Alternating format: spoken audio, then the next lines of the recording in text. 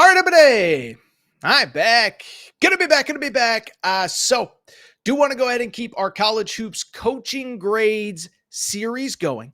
By the way, do hope everybody had a great July 4th weekend. Should also mention, like, it's July. We are really going to start ramping up the college football coverage on this channel. So if you love college football, don't worry. We are getting there. But there's a couple last college hoops things to put a bow on. And so because of it, we have this college hoops off-season series, off-season grade series that we have gotten going.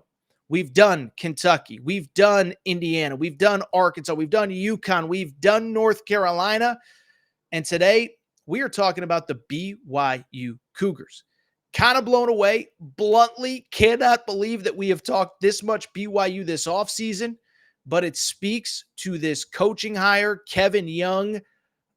Just blown away by what he has done in a few months. We've talked about a lot of it, but let's dive into all of it. Should mention, by the way, if you are on Twitter, we do have a BYU specific Twitter page, Torres on BYU. That is where all my coverage is, anything relevant to BYU. So make sure you are following there. With that said, let's get into it. And as I said, Kevin Young, it's like the old Shaq meme. I was not familiar with your game, okay? So the BYU coaching job opens because of this crazy domino effect. We know what it is, but let's just reset it for everybody who's, been having too much fun during the July 4th weekend. But it starts. Andy Enfield, of all people. I live in LA. No, Andy was right down the street from me. But Andy Enfield leaves USC for SMU.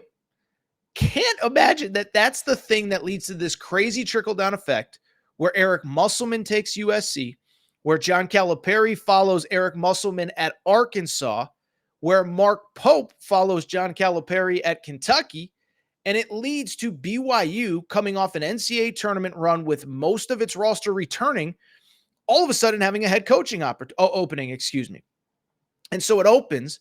They hire this guy named Kevin Young, and I'll be honest, I didn't know much about him. I mean, you do your homework, you talk to people behind the scenes, you know that he coached in the NBA, that he coached Kevin Durant, that he coached Devin Booker, Phoenix Suns, that he had an opportunity bluntly to potentially be an NBA head coach in another cycle or two.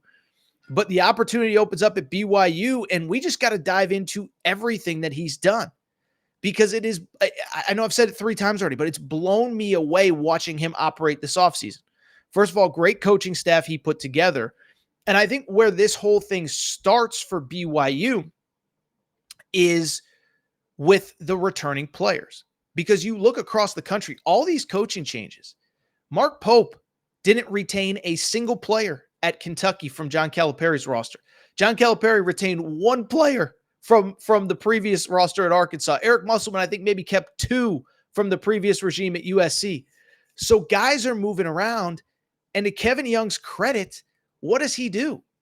He keeps several marquee players off, again, a team that made the NCAA tournament that I think, if it stays intact, is probably a top 20 team coming in with Mark Pope as its head coach.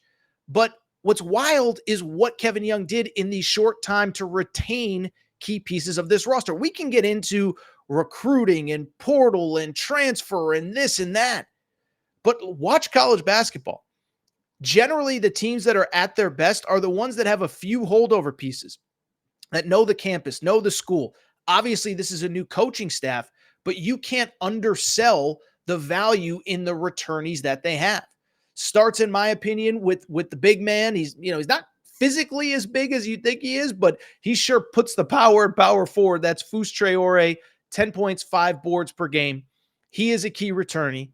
Then after that, you then add Trevin Knell, 11 points per game, 39% shooting from 3. You keep Richie Saunders, another one of those really good veteran guards, 6'5", about 10 points per game, 36% shooting from 3. And then Dallin Hall, on top of that, was the guy who led the team in assists, 5 assists per game, 9 points per game, 36% shooting from 3. And so you just think about that. Let's just start with that as a baseline, okay? Think about college basketball. You have a team that is coming off an NCAA tournament appearance, held their own in year 1 in the Big 12, And of probably the top 6 players, because remember, this is a portal world. These kids can go anywhere. But of those top 6 players that could have come back, a coaching staff with no previous ties to that roster was able to keep 4 of those 6 marquee players. You can't keep everybody. You don't keep everybody. Noah Waterman goes to Louisville. Ali Khalifa goes to Louisville. Jackson Robinson goes to Kentucky. But nobody's going to keep everybody, especially a guy with no ties to the school. It's not like he was an assistant coach that got elevated. No, this was a guy completely from somewhere new, and he sold 4 of their top 6 players, come back, be a part of this. So that's the core of everything. Then you get into the recruiting, and it was just unbelievable. To me, you got to start with the portal stuff. I know the high school recruiting was insane, which we'll get into in a minute.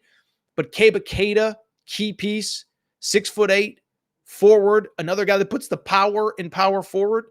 How about this? Comes from your now conference rival in Utah. That's right. Utah and BYU are in the same conference, and it's about to be bananas. But he comes in 8 points, 5 boards per game for a good Utah team that was on the verge of the NCAA tournament. Then from there, this is to me, in my opinion, a very key piece. Mawut Mag. Okay, so I've been watching this kid since high school. He played high school ball. Go back and look it up. Prolific prep. He played on a team his senior year with Jalen Green, who's now in the NBA. Coleman Hawkins, who was a very high-profile transfer. Obviously played the last 4 years at Illinois. Now he's at Kansas State. Namari Burnett was a McDonald's All-American, now at Michigan. Jordan Pope, a really good player who transferred from Oregon State to Texas this offseason. So it was this loaded roster, and Mawut was the guy that did all the little things. I remember watching them practice. I was like, who is that kid?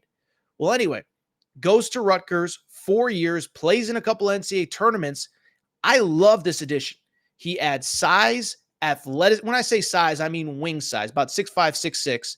Size on the perimeter, athleticism, defensive toughness. Listen, all those great wings that you're going to be playing in the Big 12, Kansas, Houston, Baylor, whatever. Guess who's going to be locking them down on the perimeter? It's Mawut Mag. Again, a kid who comes from a culture of toughness. And what I love about him, culture of toughness at Rutgers, and what I love about him, he's a guy that's comfortable playing a role because that's what he has done his entire career. You need guys like that to win at the highest level, veteran guy, 5th-year college player, just a monster addition that isn't going to get 1/100th of the credit that it deserves. Then we get to the high school recruiting. And boy, oh boy, oh boy, did my man Kevin Young and his staff put in work. Elijah Crawford. I keep wanting to call him Elijah Saunders. That was a kid who played at San Diego State last year. Elijah Crawford, point guard, was committed to Stanford. Stanford obviously had a coaching change of their own. One of their assistants, Brandon Dunson, follows or goes to BYU. And, the Elijah Crawford kid follows him. Top 150 or so player, really good player. I think he's going to be a good 4-year college point guard. Maybe not 4-year, but he's going to be a multi-year player. Won't be a star right away, but he'll be really good. Brady Kozlowski, 6'7" from Utah, a top 100 player in his own right. And it was funny because I remember reading about, a month ago when this roster came together, if you just took those 2 guys, you're talking about one of the better, recruiting classes in BYU history. 2 kind of top 150 kids. That is historically about where BYU has been recruiting. But the crazy part is what they did after. The first big name, and we talked about him a ton in May, Yegor Demin. Remember Yegor Demin? 6'8" kid from Russia with love, baby. That's right. But listen, this was a kid emerged as one of the top players anywhere in the world that's 18 years old right now. This was a kid, Fran Fraschilla said on this podcast, said he would have been a McDonald's All-American, top 15, top 20 player at worst had he played in the States in high school. Everybody wants him. Calipari and Arkansas are going hard after him. This kid commits to BYU. Now, we've talked about it. I can't sit here and say that he's the best recruit that has ever committed to BYU. Sean Bradley, Danny Ainge, a couple old school guys that Fran Fraschilla mentioned. But at the same time, this is a kid that is projected as a top 10 pick in 2025 in the NBA draft. That is insane. He's going to BYU, and let's give credit to Kevin Young, a guy with ties all over the world, had the opportunity to get him, and he ends up landing this kid who is a projected top 10 pick. You have Yegor Demon. I think he's going to be a star. I think he's one of the most intriguing players in college basketball going into 2024, 2025. And then there was the recent one just a few days ago. Cannon Catchings, 6'8", was committed to Purdue. Decommits. Where is he going to go? Projected as a one-and-done player. And it's no disrespect to Purdue. It's no disrespect to Matt Painter. Matt Painter said, I can't promise him a role. I get that. But this kid is another kid that is projected as a potential first-round pick in 2025.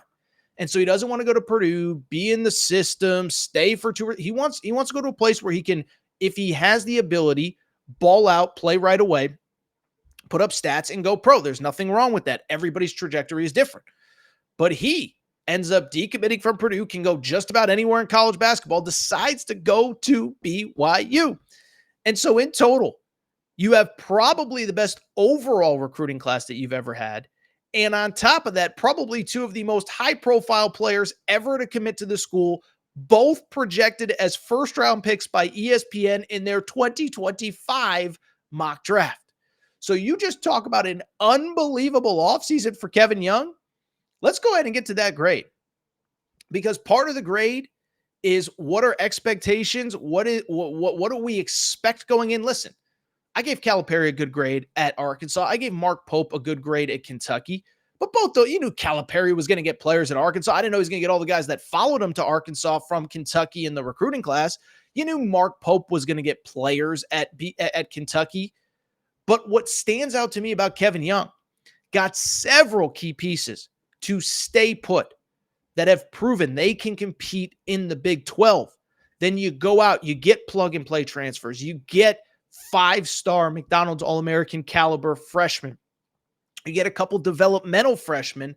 And I sit there and say, how can you have possibly done better? And so if I'm grading this recruiting cycle, or if I'm grading this offseason, this is boring. It's an A+, because what could he have done that was any better? By the way, they still have one more scholarship left, and there's talk of who could potentially fill that scholarship. Maybe there might have to be an addendum and an update to this. And by the way, BYU fans, if you see this in a week or two, you see this in mid to late July, and they've added a marquee player, forgive me, we're doing this July 4th weekend. So BYU, to their credit, I got to give them an A+. Now, it doesn't guarantee anything. The Big 12 is brutal with, of course, Kansas, Houston, Baylor, Iowa State, all those teams we've talked about. But it's hard to imagine it having been any better. Credit to BYU, credit to Kevin Young. Cannot imagine it could have been better. If you enjoyed this video, do me a quick favor. Make sure to subscribe to the Aaron Torres Pod YouTube channel. New clips, new videos going up every single day. And as I said, make sure to follow our Torres on BYU account. Torres on